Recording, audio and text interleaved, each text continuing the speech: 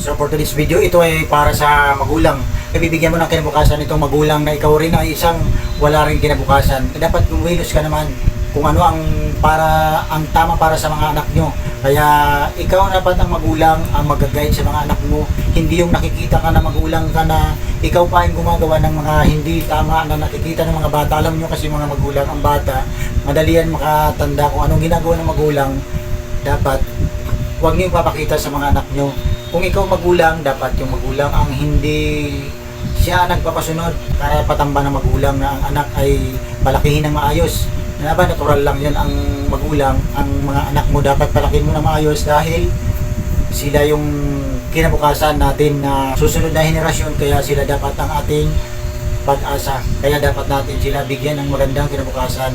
Huwag natin papabayaan kung sino pa yung mga magulang na medyo hirap sa buhay, yung pa yung maraming bisyo, kaya yung mga anak nila napapabayaan dahil sa mga kalukuhan na ginagawa nila.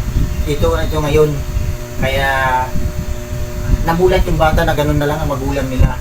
Eh yung bakit ako magiging maayos na bata, yung magulang ko nga hindi maayos. Kaya yun yung sinasabi namin na ang magulang dapat ang magpuproduce ng mga kailangan ng bata at kailangan mo talaga.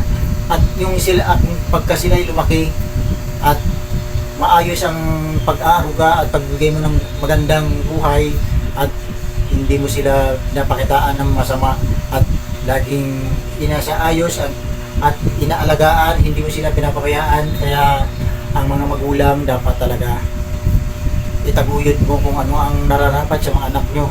Kaya yun ang dapat.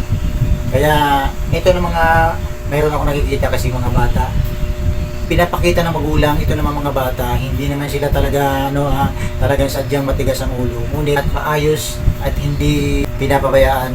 Darating araw makakaisip din sila na ang magulang namin ay naging maayos at wala silang dapat na ang magulang namin hindi na wala talagang likas na masama. Sila lang ay dala lang sa kahirapan kaya nakakagawa sila ng hindi maganda. Kaya kayo mga bata, dapat din sumunod sa mga magulang.